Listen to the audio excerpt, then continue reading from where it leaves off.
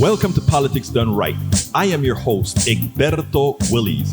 This is a progressive program that will take the mystery out of politics. This is the program that will encourage you to make sure government becomes we the people. Whether you are liberal, progressive, conservative, or otherwise, you get to air your point of view. We are an independent media outlet that, unlike mainstream media beholden to corporations, we only owe allegiance to you. Remember, you can also send me a tweet at EGBERTOWILLIES. That is at Egberto Willies. Let us engage. It is Politics Done Right. Welcome to Politics Done Right on KPFT 90.1 FM Houston, your community radio station. We have a great program for you today. We have 4 women: State Representative Jasmine Crockett, Judge Lina Hidalgo, and former Senator Claire McCaskill, and of course, independent journalist Rebecca Azor. They lay it out on the line. These 4 women featured today cover various topics. They make it clear we are in good hands when real leaders lead. Anyhow, Texas Representative Jasmine Crockett, along with her Democratic caucus, left Texas to block Republicans' voter suppression bill SB 1 and HB 3. I have been watching freshman State Representative Jasmine Crockett for some time now. Her interviews are always fact-based and on point. The legislator knows the law and is never, ever afraid to use it. She's been all over the media this week because, again, she has it on point. The head of Harris County's governing body, Judge Lina Hidalgo, visited the Kingwood area Democrats, Humble area Democrats, and other active area Democratic groups for our belated 4th of July celebration. Judge Lina Hidalgo raced down from her commitments at the Texas State Legislature in Austin, Texas, to be with these amalgamations of groups. Anyhow, many of our incumbent Democratic judges roamed the 150 plus attendees for ballot signatures. Grassroots in action is a beautiful thing, people. Grassroots in action is a beautiful thing. Former Senator Claire McCaskill appeared on MSNBC, where she slammed DOP and evangelical ministers who would do well to reread the New Testament. She appropriately castigated the evangelical leaders. McCaskill reiterated that the reason their ICUs are at the highest levels is because of the failure of Republican and evangelical ministers. Folks, you're killing yourself because of ideology. Please get the vaccine. Please get the vaccine. Don't only save yourself, save your families, save your country.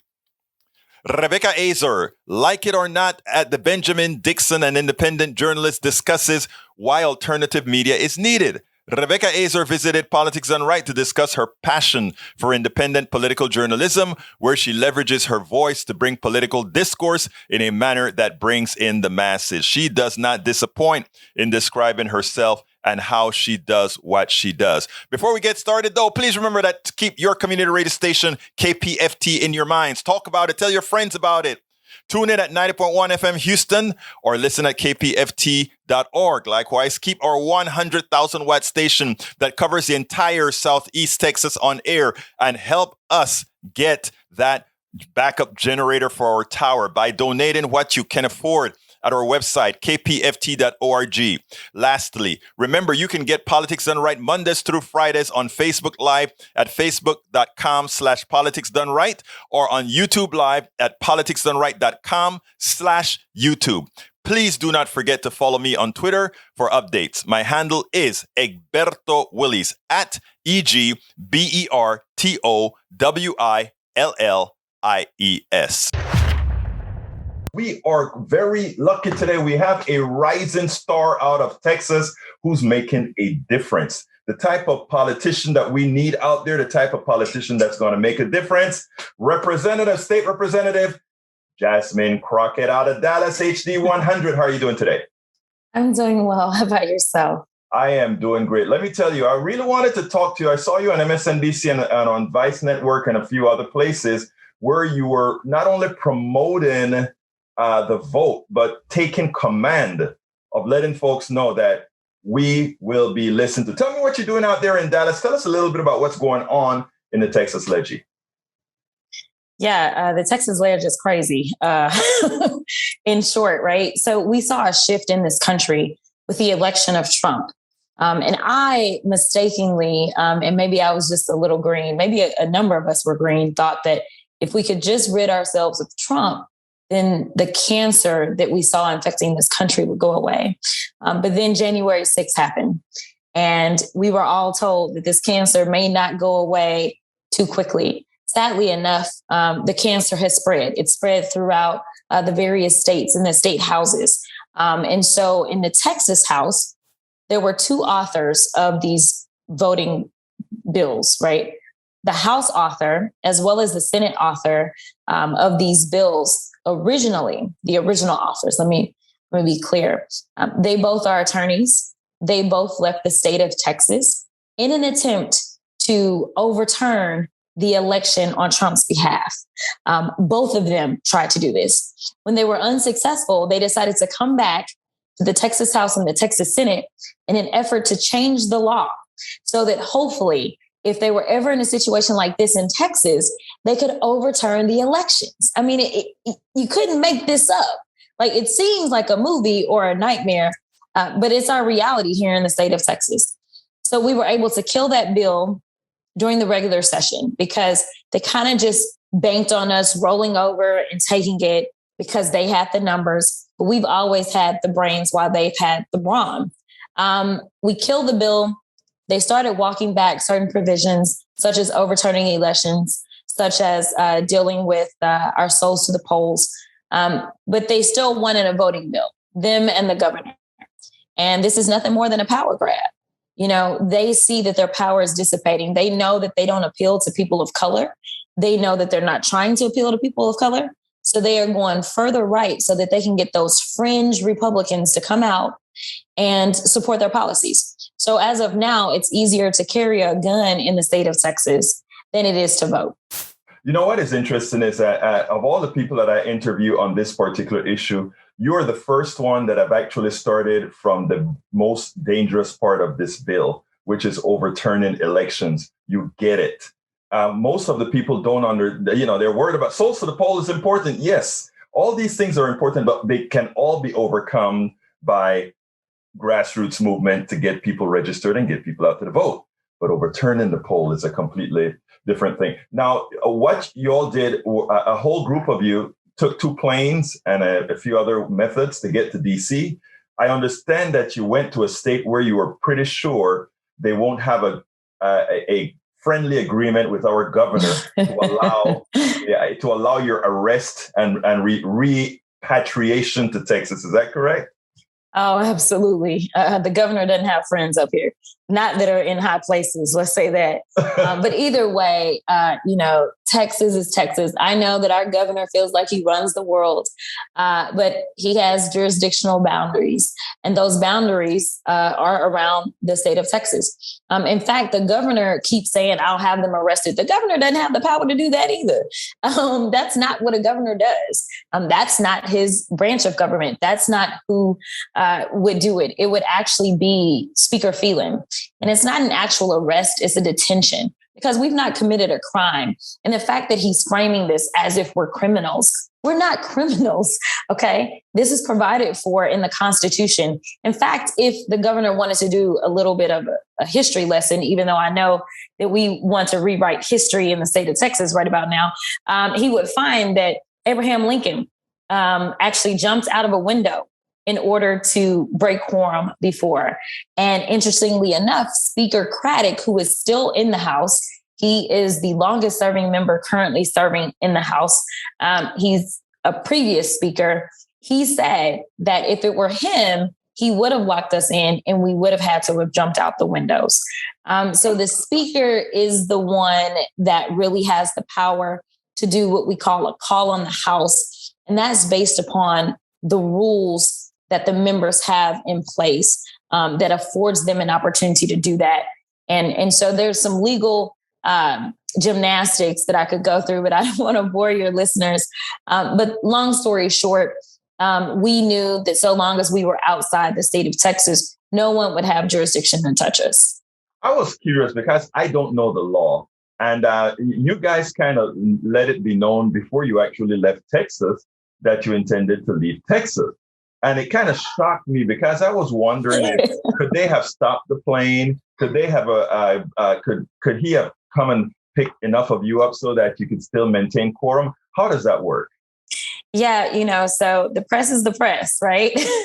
I don't really know what to say about that, but it definitely got out. I was on a different flight. I was on a commercial flight, and I was going to arrive before everyone else. And so I was already scheduled to do some national interviews prior to us kind of making this decision. So essentially what was going to happen, or what I imagine would happen, is that my colleagues would be in the air when I actually broke it, nationally. It did not happen that way. It completely got leaked beforehand. I was only nervous about it being leaked beforehand because just like you, there's no requisite that you are an attorney to be in the House. And I didn't want my colleagues to be fearful and potentially back out. I knew that the governor couldn't do anything, but I am a practitioner of 15 years. Mm-hmm. And so I'm confident in what the law says and who can do what and things like that. But I didn't want my colleagues to become nervous. But they're soldiers. They are amazing. And so even though it got out, they, confidently made sure that they headed to get out of Dodge. And so we all arrived safely, thanks to God. Great. You guys are my heroes. We out here at Indivisible and in several organizations, we said, what are the Democrats in Texas going to do? Are they really going to fight for us? And I got a call a couple of days ago and said, they're going to do it. They're going to do it. And I said, yeah, I saw it, but why did they leak it so early? Anyhow, 2 days ago, but interestingly, Abbott got on Fox News last night and he said, well, I will call a special session month after month up and until the election. He probably likely won't do that. Republicans like to go and have their caviar somewhere and their vacations, etc. But I mean, what's your intent? Or I know you can't tell us everything, or nor would I want you to tell us everything that you guys have planned. But are you all in, or enough of you in for this for the long haul? We are in this for the long haul. But let me be clear, because the governor doesn't like to be clear. The governor went too far when he defunded the legislature. So unless the Supreme Court says, nope, he wasn't allowed to do that, then funding for the legislative branch will run out come September 1. What does that mean? We can't function anyway. So he can call all the special sessions that he wants to, but you've got to have people that actually write the laws. We don't write the laws ourselves. We have lawyers that actually draft this. Remember, I said you don't have to be a lawyer to be in the ledge. And so you basically say, hey, I want a bill that does this. And they draft it. They're the ones that do the research to figure out if there's a law already on the books, if there's some kind of conflict, how many sections of what codes will have to change. There is a body that does that. There's also persons that participate in the committee process. We saw the committee hearings on Saturday. Those people will not be funded. House administration will not be funded. You don't have our parliamentarians who make the decisions. They call the balls and strikes. They will not be funded. And the last I checked, labor law doesn't allow you to work people and not pay them. So the governor has boxed himself in. So honestly, he can call as many special sessions as he wants to, but we will be unable to actually perform and convene unless the Supreme Court rules against him. So he's in a box right now. The Supreme Court can rule against us and say the governor was wrong, which I think will deal him a blow in his primary, which, is why he's doing half of this stuff, is because he's concerned about his primary. Or the Supreme Court can rule with him if they want to rule in a very partisan way. But what happens if we don't come back and pass a budget for him to sign? You can't either pass a budget or redistricting, right? Correct. And I don't want to redistrict. So I'm like, hey, you can let it run out then. And all of this chaos is caused by you because we gave you a budget. When he defunded the legislature, it wasn't a matter of just the House Democrats. It was everyone in the House. And the majority is Republican. He defunded the Senate. The Senate had nothing to do with this. The Senate did not walk out. They did not kill this bill. And the majority of the Senate is Republican as well. So, he has literally shot himself in the foot. And I'm excited for the box that he's in. He's got to lose one way or another. And I don't really care which way he loses, so long as he loses in some way and people can start to lose the faith that they should be losing in him as a leader and recognize that he's not being honest with Texans. I think everyone should require honesty and transparency out of their elected officials. And that's what I've tried to do. But I can tell you for sure that is not what the governor has done. Well, we can never assume that the intellect of the Texas Leggy is all that good. After all, they got 3 years of the Medicaid expansion to the Affordable Care Act for free, and thereafter 10%, which would have increased their economy, increased their taxes, and still they've decided not to accept it. I don't know how smart that is. I mean, they're one after the other that they do. Okay, look, let me ask you, end game. Ultimately, there are more Republicans than Democrats, and that will be remaining that way until 2022, when you and others are going to bring in a whole lot of other colleagues. My question to you then is, what's the end game? You're probably not going to get all that you want. What's the minimum you think you'll fight for? What I personally want is just federal oversight. So that's why we are in DC. He wants to say, oh, we're vacationing, we're off. We're not Ted Cruz. We didn't fly to Cancun when our constituents needed us. And my constituents have been very happy with me leaving the state. They were encouraging me to leave the state. And we'll be doing a town hall later on tonight, because we do our town halls every second Tuesday of the month, no matter where I am. I have done it from the floor. I'll be doing it, on this quorum break. I do it all the time, and I stay in touch with my constituents as well as my office. They are still doing constituent services. They're in the office. So the deal for me is, historically, Texas has been found to be intentionally discriminatory. Every single time they do some wide sweeping voter change or bill or whatever you want to call it. And so we don't have those guidelines in place right now so that we can call Texas out. So that's why Texas is like, hey, let's get buck wild, because they finally took our oversight away. But historically, we continue to intentionally discriminate. And there's nothing different about this bill. When you have testimony that the majority of the people that used drive-through voting were minorities, and they say, well, you know what, we want to get rid of that. Well, we've had curbside forever. What's the difference, right? You don't want voting to be convenient for people of color. That's why you want one drop box for mail-in ballots in a county the size of Harris County. That doesn't make sense unless you want to make sure it's difficult to access the ballot box. My deal is, start getting some real talking points. Start coming up with actual policies that people want to support, instead of saying, you know what, we know we ain't on the right side of this, so let's just cut them out. That's not what democracy looks like. Democracy isn't supposed to be a thing so long as Republicans are in control. And then we want to maybe switch over to tyranny. And that's essentially what we're seeing in the state of Texas. The governor wants to hold a gun to our head and say, hey, give me everything I want or else. Well, I'm at the or else right now. Ken Paxton said that had he not instituted the voter suppression techniques in Harris County, that Trump would not have won Texas. That says it all. Look, thank you. Yeah. End of story. End of story. Now, Representative, please, I ask this as the last question every time. Please tell me what I should have asked you that I didn't, and what would you like to tell our audience? I'm going to say, follow me on social media to keep up with everything that's going on. So I'm just Jasmine for 100. And make sure that you are, and that's JASMINEFOR 100 on all social media platforms, including TikTok. But you know what? I want to encourage people to be involved. This is supposed to be a government of the people. I work and I serve the people, not the governor, but the people.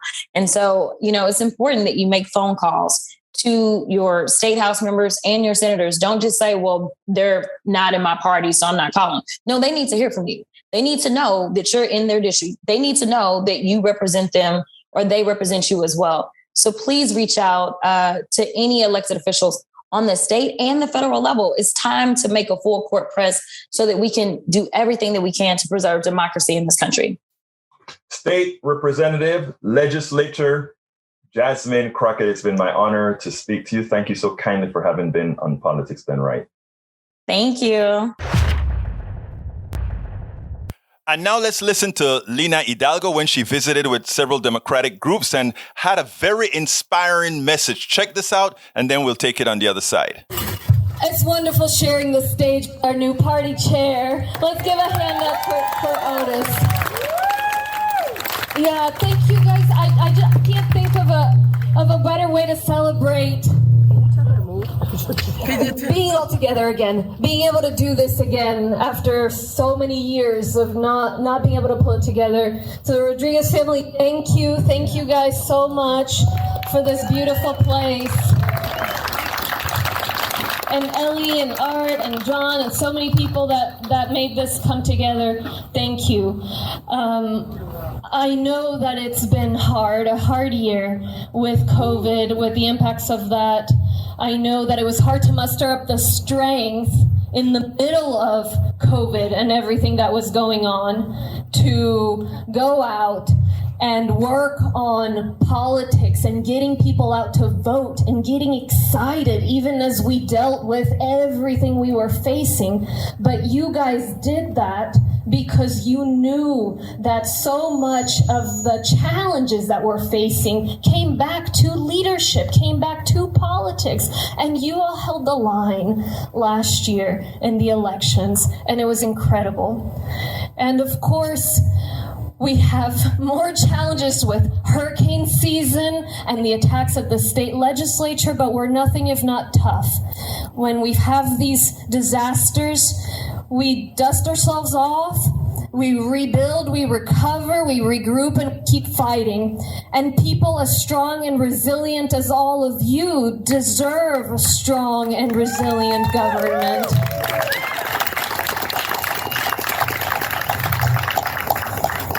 I just came back from Austin. I was there all day today, and I was speaking to the legislators that are working day in, day out, that have the country watching as they work to protect our voting rights.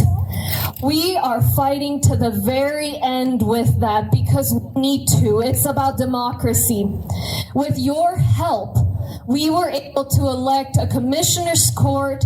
We were able to elect a clerk, and then eventually get all the work set up so that we had the largest turnout in 30 years.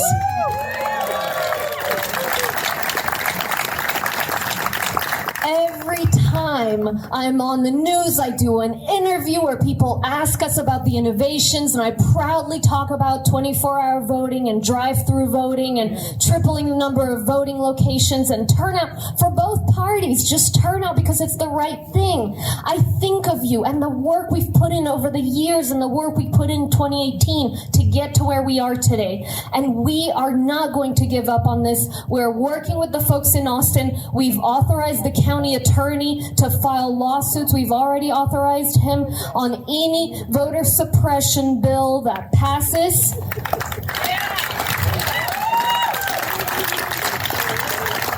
And we're going to go over and around the wall to continue promoting participation because that builds better government. That is what our country is built on. So promoting participation, promoting registration. And of course, that's not the only issue. We're working to be tough on crime, but also smart on crime. We can tackle what's going on without simply contributing to more mass incarceration.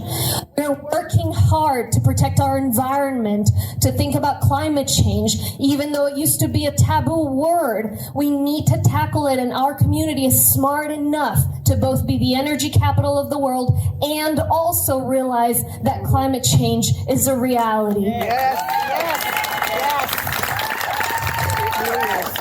And of course, the work on voting, on early childhood education, smarter budgeting. They're coming after us because they know we're delivering. They know we're not about to stop. And so we have a tough fight. I'm up for re-election too next year, and I see a lot of my colleagues all around, and we're running together again, but all of you guys are the fighters. They don't know what's coming because they don't remember just how strong we are and what an incredible group of fighters and people we have behind us. But we know we're ready to go. We're ready to take them on. If they weren't so terribly scared, Harris County wouldn't be coming up in every hearing. I'll tell you all, as I was talking to legislators today from around the state, they kept saying, hey, Harris County keeps coming up. It's like we're all working for just you. And it's because we're doing something right, and because they know the path to Texas is necessarily through this county, and the path to demonstrating what good government under Democratic leadership looks like is right here in this county. I can't think of a more beautiful setting, a more beautiful group of people. Thank you guys all so much. Let's go get this win, get this state, build our strength. Congratulations on the work you've done, and thank you for your commitment, for your love, for your unity. I'm so excited to work alongside you again. Thank you. This is important, and I take this so very seriously.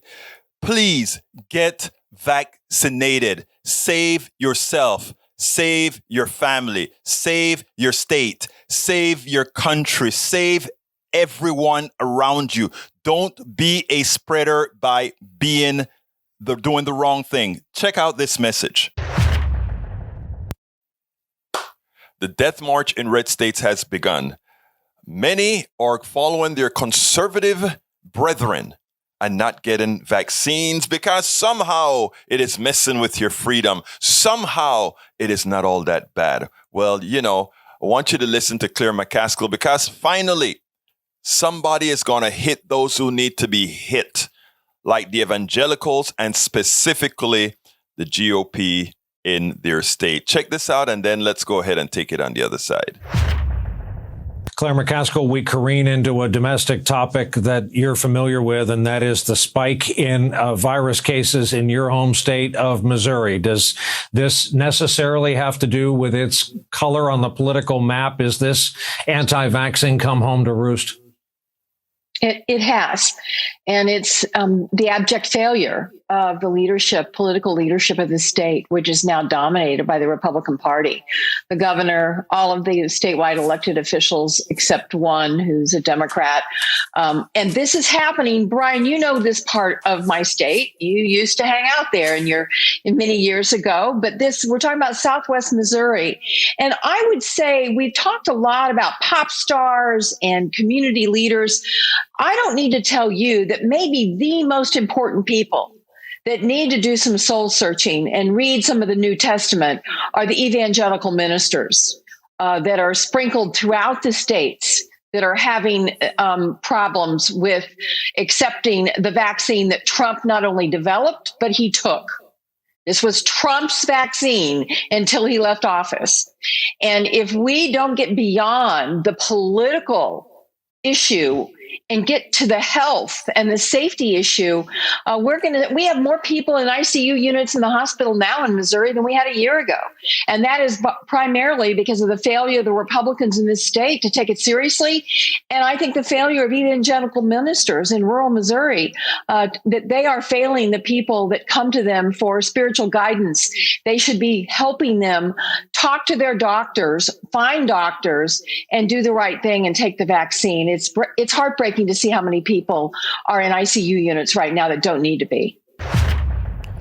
Yes, it's a shame. And here's the headline, NPR. COVID cases in parts of Missouri and Arkansas surged to levels not seen since winter. In other words, these red states will be ensuring that the same kind of sickness we saw in hospitals, maybe not deaths because we've learned how to control the virus a little bit better. But trust me, the expense, the cost to people's lives is going to be horrendous. All in red states because we have a Republican Party, a conservative movement that is intent. You can't say it any better. They're intent of killing those in their party who don't think on their own. Because I can guarantee you, Every single one of those people on TV, from Tucker Carlson to Donald Trump to all these evangelical leaders, I can guarantee you they're vaccinated, but they have ulterior motives. Maybe they want to get rid of those folks who they believe don't really matter. Think about that. What is in it for them? Tom Hartman yesterday said, or in one of his papers recently, he said, it's more than a death wish. He believes that this is a cynical way to try to prevent the economy from really recovering, and somehow then accusing Biden's administration for the issue. I think it's deeper than that. I think this is severe, utter evil. We have a wonderful guest today.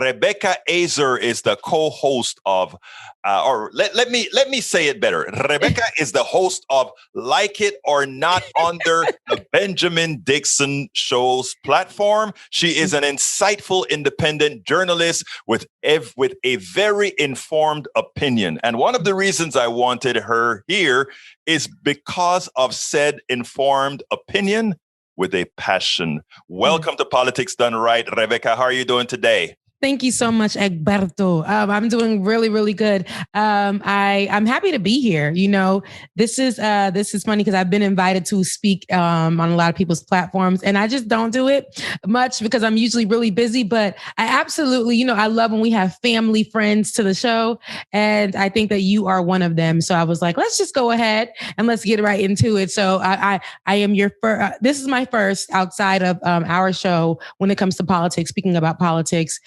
So this is wonderful. I'm happy to be here. I am honored to have you here because let me tell you, from the time I started appearing ever so often on your show, I am just enthralled with the passion that you guys bring to politics. And I think most importantly, it's a lot of fun. Like, I watch you in the mornings and, you're talking about just about everything that touches the average person, right? Yeah. And that is, and to be blunt, I am starting to learn a few things because I tend to be sort of a straight arrow politics guy, and that can get sort of boring. And watching you guys is it's just pleasant in the morning. Let me just tell you that.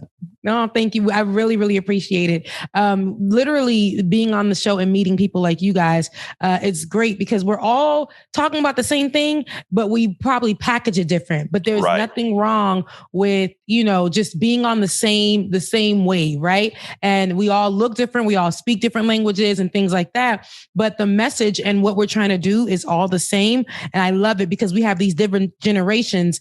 And usually there's like a division there. And the fact that we can have you on the show and I can see literally where you are with it and how you put down the information.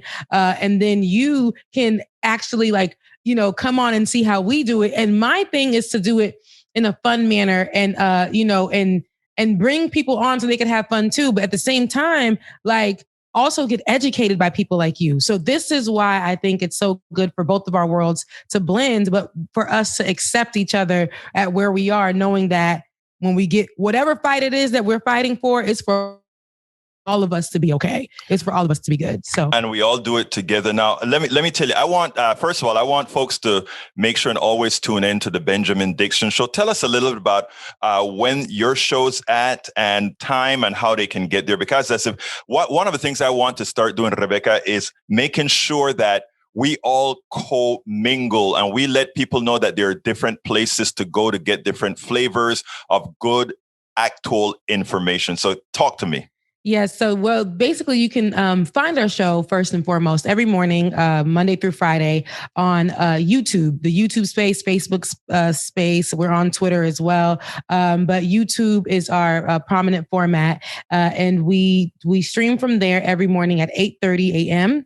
We Eastern. Have a DJ. Yeah, Eastern Standard Time. Yes. So everybody gets a little like, oh, gosh, I got to wake up in the morning. But they still catch us. And you can also catch it after we record as well, because we'll have it on live play play for you. But 8:30 in the morning, we'll have the DJ start you off for a little bit, and enjoy that. And then we get on and we'll just have a conversation a bit about our day, and then we'll go right into some politics. Sometimes we'll have some guests on like yourself, or some political guests, or just different guests that come as experts on a subject matter that we may be talking about, so that we can push further the issue that we're talking about, or just come from the mouth of the expert. Because sometimes we're not experts. I mean, we have our commentary and we do give you the ideas and the stories, but it's so much better to have these representatives sometimes, these activists, just all across the board, these other media members in the same space as us. So you guys can come and find that. And then we have news that's for the culture,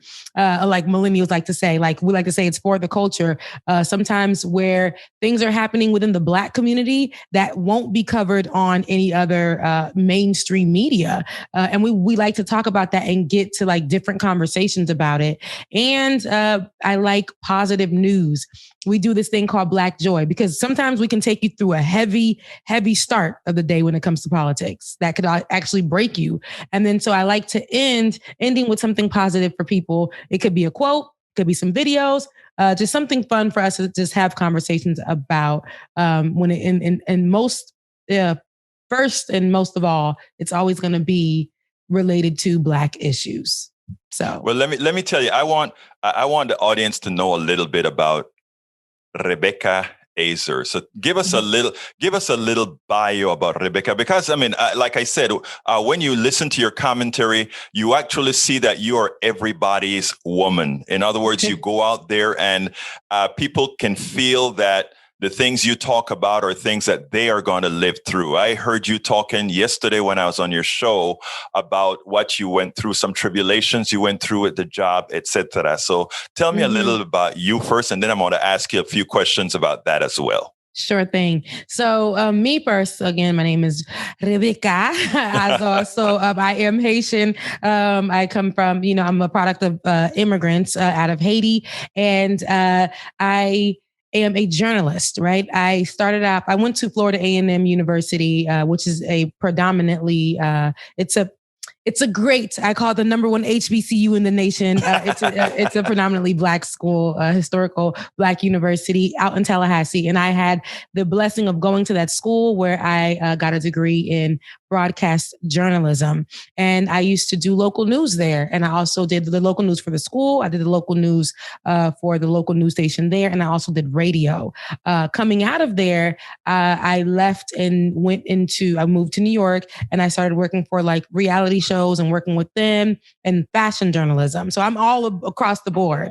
And then when I got my master's degree, I moved over to Atlanta, and I got my master's degree in what they call new media, what we see where media has changed, and we were able to flip media in the social media space, doing like using your Twitter or whatever to put out news, or YouTube. So I got my master's degree in that. So I'm well versed all across the platforms when it comes to media and journalism. And so I partnered with Ben.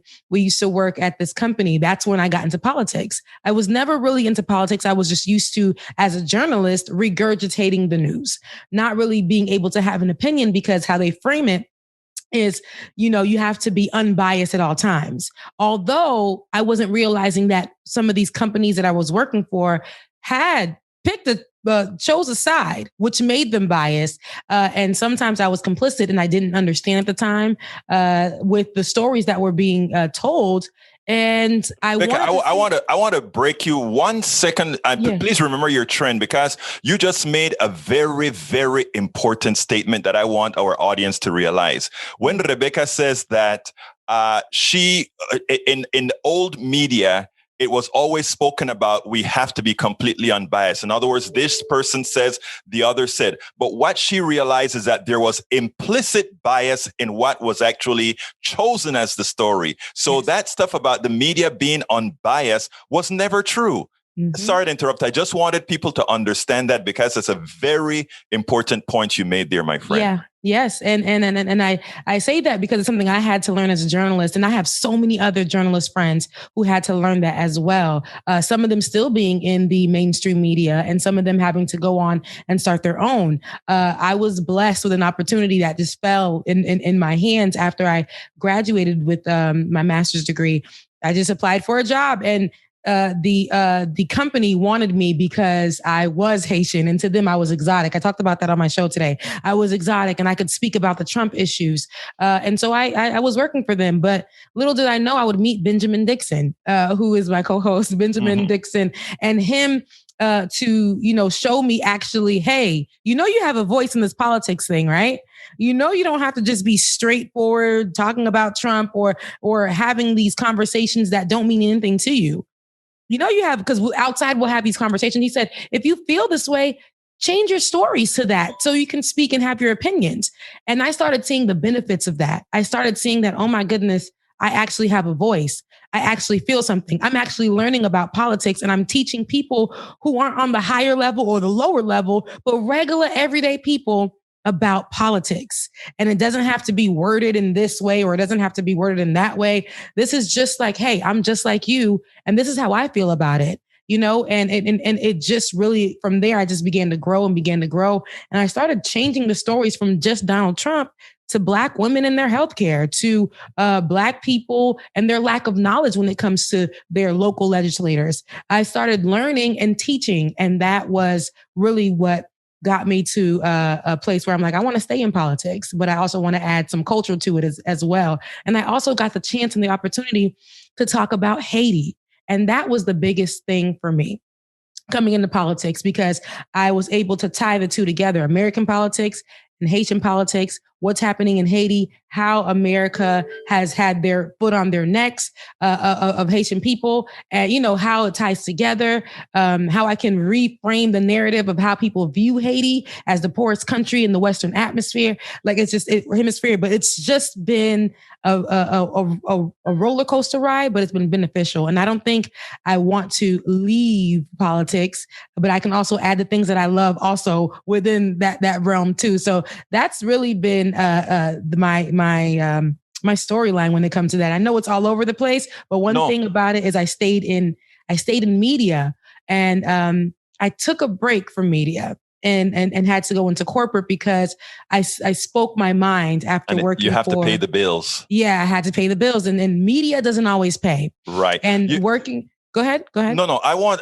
You were talking about Haiti, right? And like one of the reasons, like I said, I love talking to you is because you always bring up these subjects and that covers issues today that I actually want to expand on. You brought up Haiti, and you brought up the poverty in Haiti, right? And people always look down and say, "Oh, look at the poorest nation in the hemisphere, and it's a Black nation," not realizing that Haiti was the first Black independent country. That they revolted. They did what the founding fathers of America did. They didn't like working taxation without representation, labor without representation, Exactly. And interestingly, what they never tell you is that one of the problems with Haiti is the blockade of the Americans and others, because they were a free country, and that the former slaves had to pay.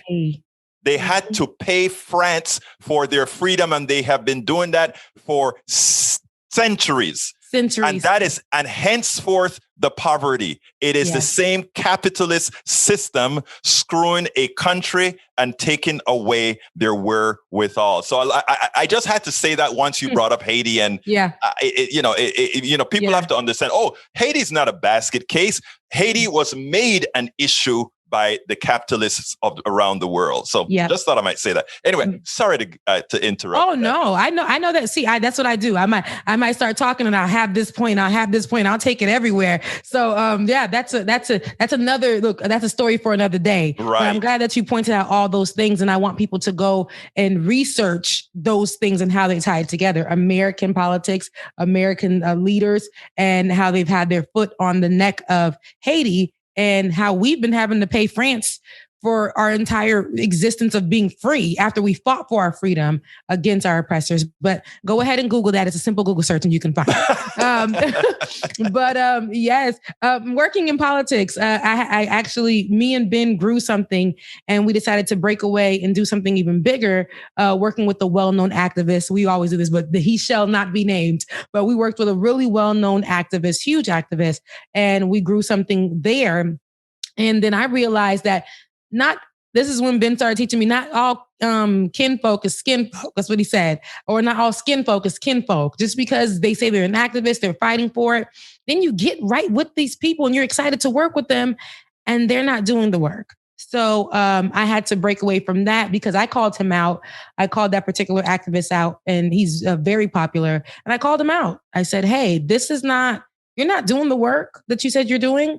You're stealing. You're stealing content. You're doing all of this. There's nothing being done. Ben is the one that's doing all of the work. Ben is the one that's pushing these things and actually wants to do it with his heart. And because I spoke out about it, it was a hard situation because now I felt like I was blackballed in the community. Little old me spoke up against a huge activist. And it was like, now I'm so mentally stressed. I had to take a break. So I went into the corporate world. I said, I'm just going to take a year off. I'm going to go into corporate.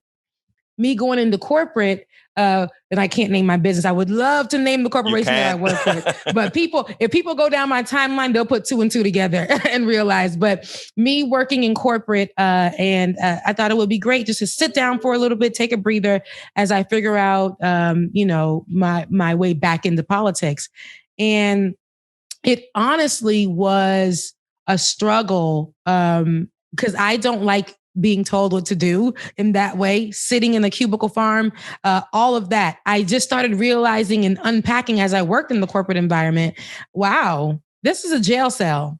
This is like people are in cubicle farms. People are sitting here and you're doing the same thing every day. And I was like, I don't know if I could stay here and do this, but how they wanted to keep me and how they kept throwing themselves at us to make us stay is, hey, look at the benefits you have. And I can't deny the benefits are amazing. For an American to have insurance is a big deal. And I absolutely needed insurance, especially with like my pre-existing conditions with me having to go to the doctors and me having surgery to have like cancerous cells removed. It's expensive. It's very expensive. So them throwing that at me, I'm like, oh, okay, I get to stay. But then I keep looking around at all the people and I'm like, these people don't even have service on their cell phones to call their kids. And me being me, working in this environment, like I challenge the managers. And there's roundtable meetings and they're like, oh, they got Rebecca in the room. And I remember my manager saying, he's not even the manager, he's a supervisor. He says, hey guys, I know you guys feel robotic, but you'll be our robots and that's okay. And I was like, oh, hold on now. Oh, wait, hold on. Wait a second. Excuse me. Are you calling the people here robots and saying that they're supposed to feel just like they have no lives, no ambition, no anything, but they have to be robots and basically slaves for you guys? Is that what we're saying? And he said, yes. He looked at me and said, yes. That's Rebecca. Yeah. That is you again, you come into the narrative that not only what I talk about, but what I write about. Let me tell you something, okay? It's interesting that I said, and you remember when Black people used to be slaves? Mm-hmm. They had the chains on them or the whips. And I said, America no longer has just Black slaves. America has Black, white, and every other slaves, because what you just talked about with the capitalist structure that you worked in is nothing more than antiseptic slavery, where most of the people, when you speak against that, the chains are in their minds. It's no longer on their wrists. It's the chains in the mind. And what you do with your show is unchain the minds. And that is what is so important about having your presence there. Yeah. There are too many of us who just abide. Too many of us who just acquiesce to the system. And that's why it has lasted. And that is why I'm so impassioned with meeting folks like yourself and Ben and others that are out there educating other people, because that is how we are going to make a difference, not just for a few people, but as you merge these audiences and you go out there, you're talking about people listening and they're saying, wait a minute, Rebecca is a young woman just like me. Maybe I can be inspired by her. Yeah. And Egberto, like, let me tell you something. I used to be somebody who had a chained mind.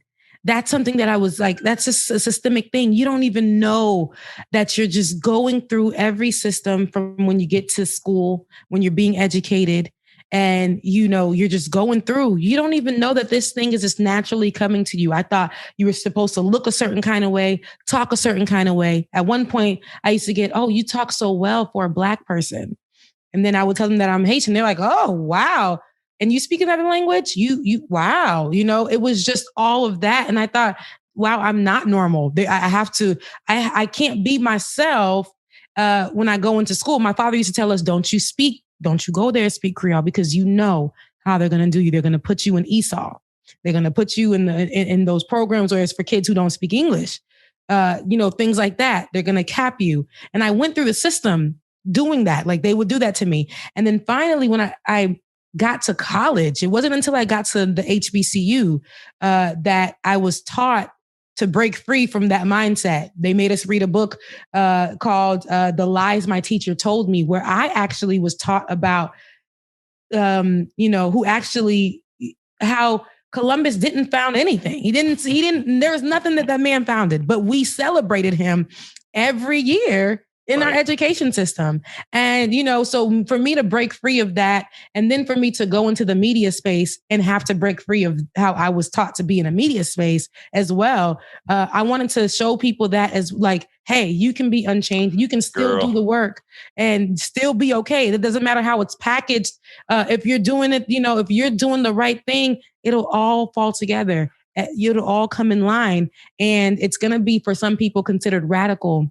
And it's not radical at all. It's not radical. It's not racial. It is real. One of the reasons that people don't want to talk about critical race theory or talk about race in general in schools is that as young people, irrespective of race, realize what the genesis of this country was all about. The genesis of a lot of countries are all about. It was about dominion. It was about patriarchy. It was about supremacy. And all these, when people start to figure that out, the good kids, I don't care who you are, all these kids around are going to say, we don't want that. Mm-hmm. We are all, we're all the same. We're all, and that is the biggest fear that these guys have. And that's the reason why they don't want to teach critical race theory, because suddenly all those white kids in school are going to say, all the things that my parents used to tell me is really crap.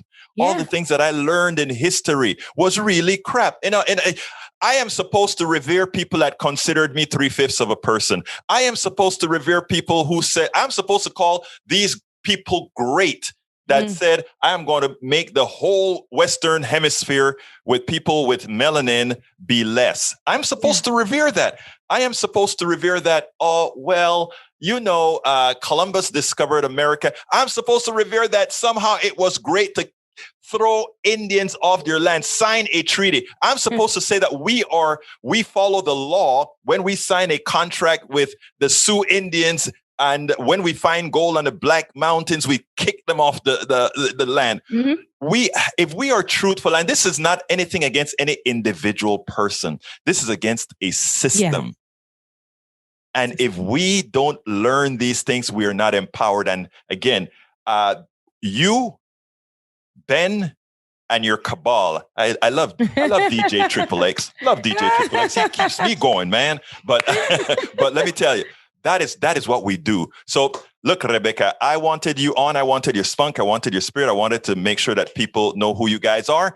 I ask one question at the end of every interview that I do. And I say, tell me something that I should have asked you that I didn't.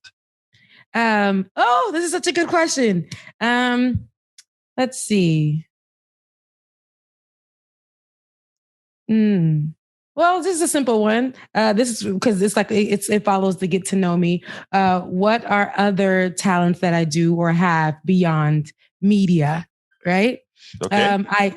I sing for a Haitian band. Really? Yes, I sing for a Haitian band called 127. Formerly of the main singer for the group is formerly of the big group called Zin.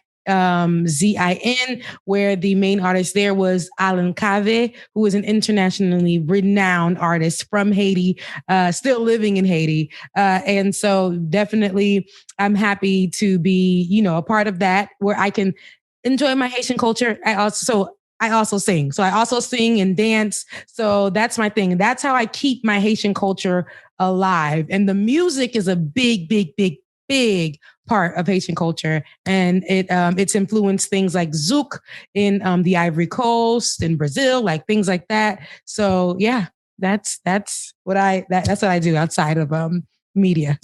And outside of working for corporate.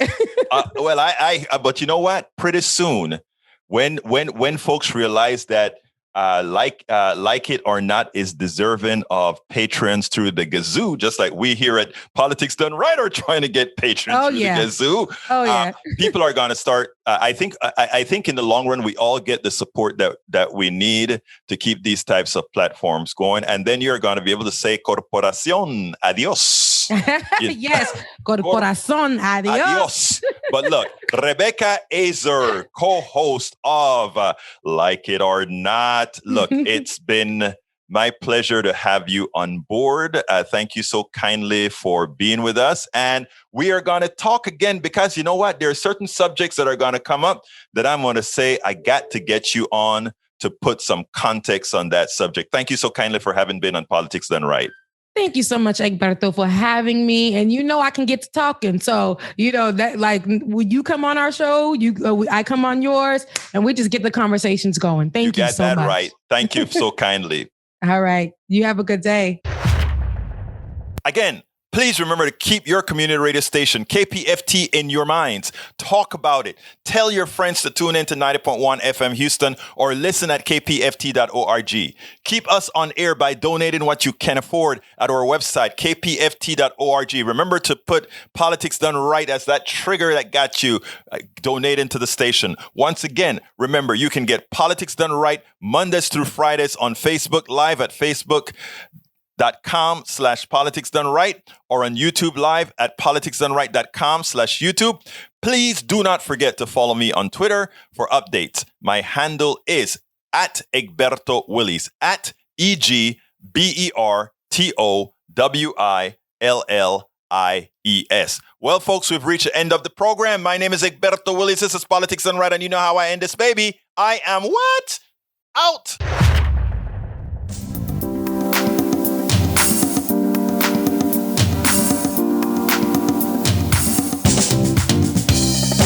Welcome to Politics Done Right.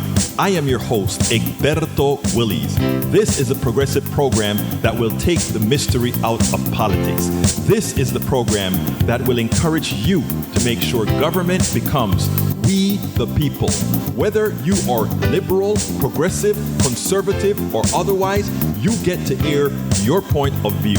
We are an independent media outlet that, unlike mainstream media beholden to corporations, we only owe allegiance to you. Remember, you can also send me a tweet at EGBERTOWILLIES. That is at Egberto Willies. Let us engage.